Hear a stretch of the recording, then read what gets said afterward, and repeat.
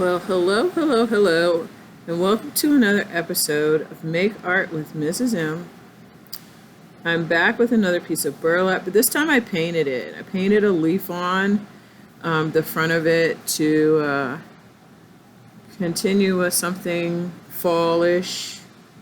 I'm going to do a running stitch down the middle and then outline it with some yarn as well. I must tell you, it's not as easy to pull the yarn through once the burlap has been painted, but it is giving me some good fall vibes with the colors that I chose. Now, I chose blue to go with this orange simply because I needed a color that wasn't fallish to give a little pop of color. So I'm going to do this pop of color right down the middle. This paint has made the burlap kind of stiff. That's okay. I can still work with it and push it in and out and give it a little wiggle and it comes through. Okay. So I'm just doing that down the middle. It's getting kind of dusty on my desk because this is tempera paint. It's just the best thing on hand here in the classroom. Watercolors probably would not work on this burlap, but watercolors will. I mean, tempera will.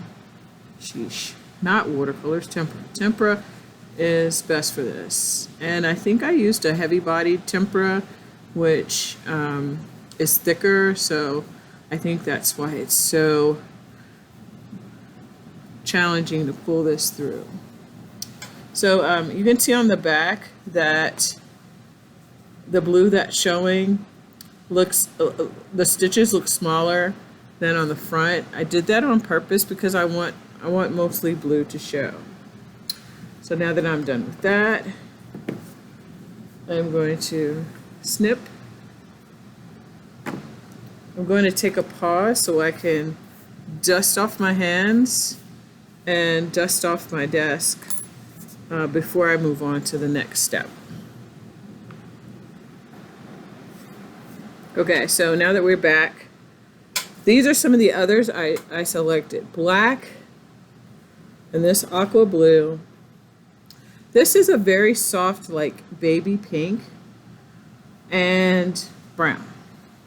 And I haven't cut any brown off yet, but I think I want to go ahead and do that now.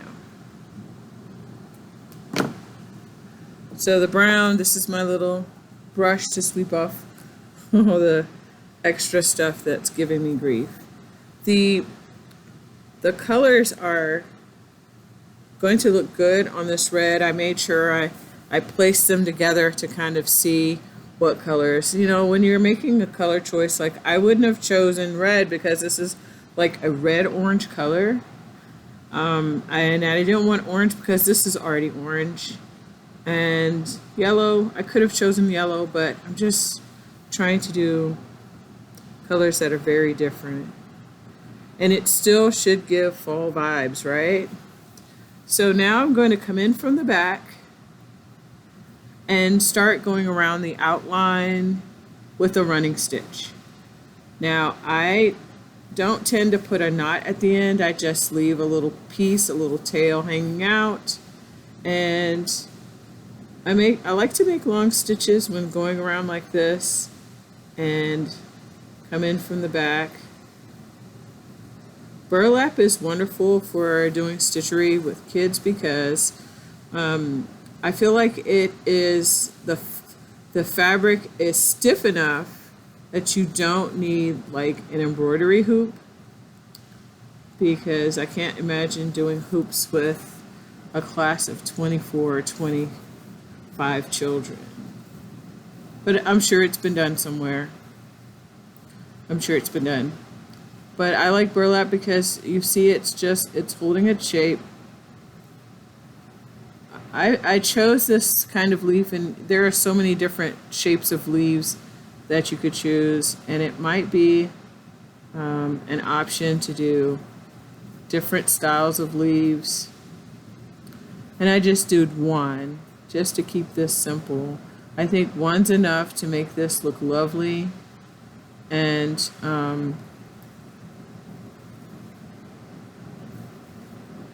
add lots of colors. Add lots of colors to keep it interesting. I always feel like art should be a feast for the eyes.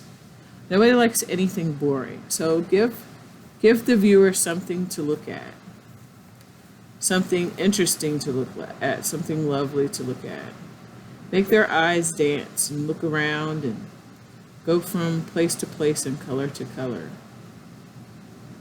So this is definitely doing that. This is relaxing to me. I enjoy doing needlecraft, yarn, fiber arts. I love it. And usually it's not as messy, but I put paint with it, so it's making some of the tempera paint is flaking off of this burlap, and it's getting on my desktop here, but it's so worth it because this looks, and so the black really looks good to go around this. And gosh, we do black outlines on our drawings all the time, right? I'm thinking maybe I'll stop and do half black and half with the pink. What do you think? I think I'll do that. I think I'll do that. Okay, so make it end right here. And I'll do the other side with that sweet, soft baby pink. Oh no, is it stuck? Something got tangled right here. Made a little knot. Yes, it did. Well, these things happen. Okay.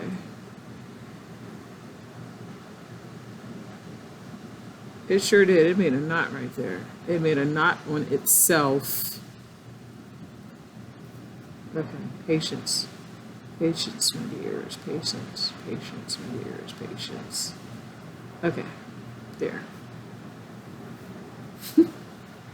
Try not to panic, because if you pull too hard on the burlap, you can damage the fabric. So that's what it looks like so far.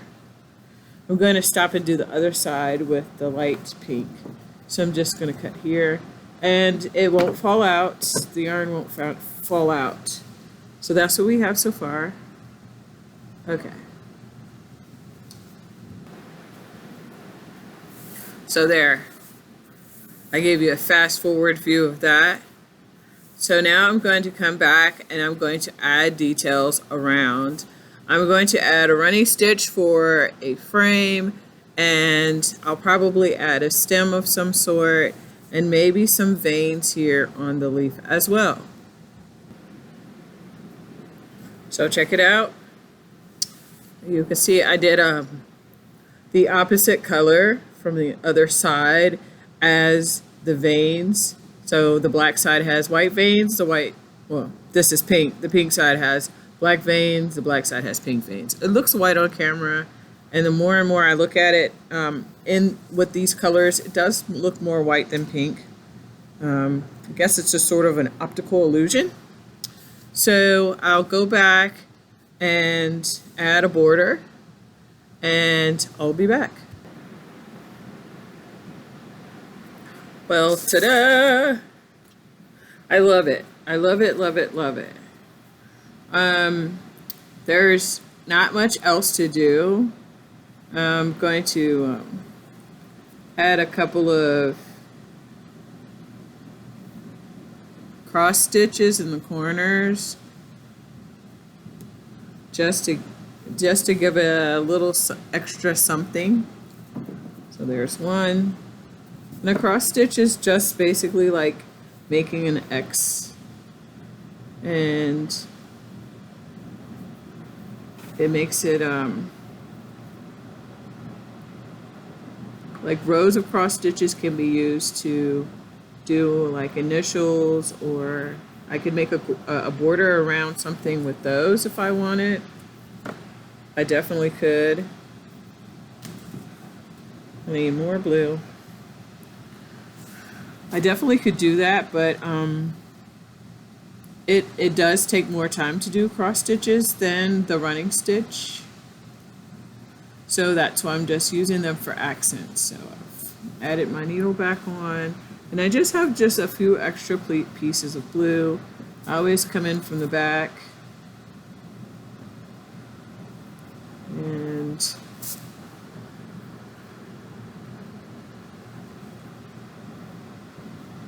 come in from the back, cross over it. See, it just comes across, and I find a spot that makes the X look complete and push it back through. Voila. And one more. And I think that'll do it. I like the blue simply because it's a softer blue, aqua. It's like a complementary color to the orange and the red orange, so it really makes my soul feel happy. Makes my soul feel happy. All right.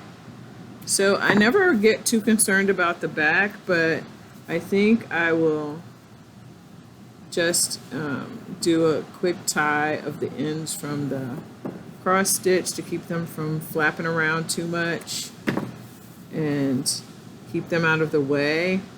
I'm not sure how I will display this, but more than likely I'll just mount it on a piece of construction paper to display it and show to students who might be interested in this technique when it's time to do fiber arts.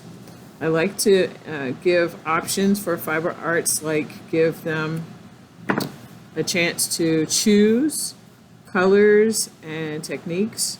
So I'm making lots of samples right now.